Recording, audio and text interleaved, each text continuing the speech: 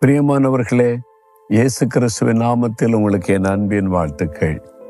இந்த நாள்ல ஒரு முக்கியமான காரியத்தை நீங்க அறிந்து கொள்ள வேண்டும். என்ன ஆண்டவர் விரும்புகிறார்? ஒரு சமயம் ஒரு வாலிபன் என்னை சந்தித்த போது கேட்டான், நான் பாவத்தை விட்டு மனம் திரும்பிட்டேன். ஒரு காலத்துல நிறைய பாவம்லாம் செய்துட்டேன். ஆண்டவர்கிட்ட மன்னிப்பு கேட்டேன், மன்னிச்சிட்டாரு. அந்த சந்தோஷம்லாம் வந்துட்டு நான் ரட்சிக்கப்பட்டு சில வருஷம் ஆயிட்டு.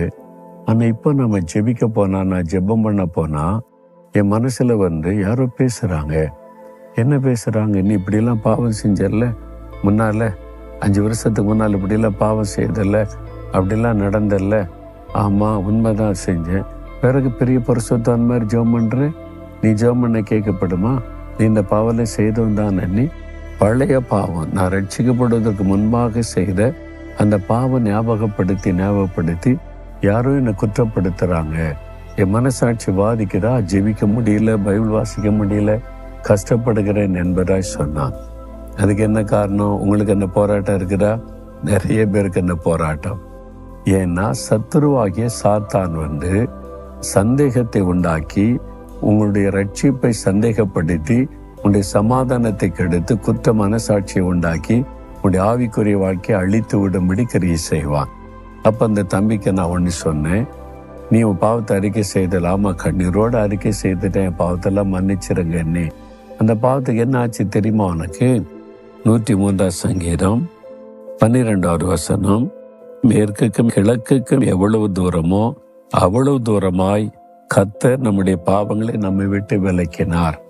மேற்குக்கும் கிழக்கு எவ்வளவு தூரம் அளந்து சொல்ல முடியுமா? மேற்க போனா போயிட்டே இருக்க வேண்டியதான், கிழக்கு போனா போயிட்டே இருக்க வேண்டியதான். எல்லையே கிடையாது, எந்த எல்லை தெரியாது. அந்த அளவுக்கு நீ செய்த பாவத்தை கர்த்தர் விலக பண்ணிட்டார். இனிமேல் அதற்கு உனக்கு சம்பந்தம் இல்லை. நீ எப்போ உன் பாவத்தை ஆண்டவரிடத்தில் அறிக்கை செய்து விட்டுவிட ஒப்பு கொடுத்தியோ, அதோட பழைய பாவங்களுக்கெல்லாம் முடிவு வந்து விட்டது. கர்த்தர் அவ்வளவு தூரமாய் விலக்கி விட்டார். இனிமேல் இந்த பாவத்துக்கு உனக்கு சம்பந்தம் இல்லை. நீ இயேசுவிடத்துல போய், ஆண்டவரே 5 வருஷத்துக்கு முன்னால இப்படி ஒரு பாவம் செய்தேன்னு சொன்னா இயேசு என்ன சொல்லுவா தெரியுமா? நீ செய்தியா? எனக்கு ஞாபகம் இல்லையே மகனே, அப்படிதான் சொல்லுவார். ஏன்னா அவர் நம்மை மன்னித்து மறந்து விடுகிறார். மனிதனுடைய சுபாவம் தப்ப மன்னிப்பாங்க, மறக்க மாட்டாங்க. ஆனா ஆண்டவருடைய சுபாவம் என்ன தெரியுமா? ஒரு முறை ஆண்டவரே நான் பாவம் செய்துட்டு என்னை மன்னிச்சிருங்கன்னு உண்மையா மனம் அறிந்து ஜெபிச்சுட்டா, அவர் மன்னிக்கிறது மாத்திரமல்ல, அந்த பாவத்தை மறந்து விடுவார். நீங்க திரும்ப போகும்போது நீங்க பாவம் செய்ததாகவே அவர் பார்க்க மாட்டார். உங்களை பரிசுத்தவானாக, பரிசுத்தவாட்டியாக பார்ப்பார். இதான் வேதம் சொல்லுகிற சத்தியம். அதனால சாத்தான் சந்தேகத்தை உண்டாக்குகிறவன். அவன்தான் குற்ற மனசாட்சியை கொடுப்பதற்கு நீ பாவம் செய்துட்டேன்னு சொல்லி கொண்டே இருப்பான். நீங்க என்ன சொல்லணும்? ஒரு காலத்துல நான் பாவம் செய்தது உண்மைதான்.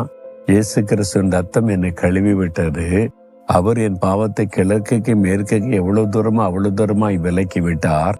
இப்ப அந்த பாவத்துக்கு எனக்கு சம்பந்தம் இல்லை. அப்பாலே போ சாத்தானே சொல்லுங்க, அதோட ஓடி போயிடுவான். சிந்தனையில இந்த போராட்டத்தை கொண்டு ஆவி விலகிறோம், அவ்வளவுதான். நீங்க இந்த வசனத்தை வைத்து சாத்தானை மேற்கொள்ளணும். அதுக்கு தான் ஆண்டவர் உங்களோட பேசுகிறார். உங்களோட உள்ளத்துல பிசாசு போராடுறான்ல, மகளே உன் மகனே உன்கிட்ட போராடுறான்ல, இந்த வசனத்தை சொல்லி அவனை கடிந்து கொள்ளுங்க. உடனே குற்ற மனசாட்சி மாறிடும். ஒரு பெரிய சந்தோஷம் வந்துடும். சரியா? சொல்லுங்க பார்க்கலாம். ஆண்டவரே, கிழக்குக்கும் மேற்குக்கும் எவ்வளவு தூரமோ அவ்வளவு தூரமா என் பாவத்தை விலக்கி போட்டு விட்டீர், அதற்காய் ஸ்தோத்திரம். ரத்தத்தினால் என்னை கழுவி விட்டீர், ஸ்தோத்திரம். சாத்தானே, இனிமேல் இந்த பாவத்துக்கும் எனக்கு சம்பந்தமில்லை.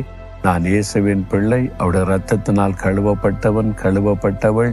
இயேசுவின் நாமத்தில் உன்னை மேற்கொள்ளுகிறேன். ஆமேன், ஆமேன்.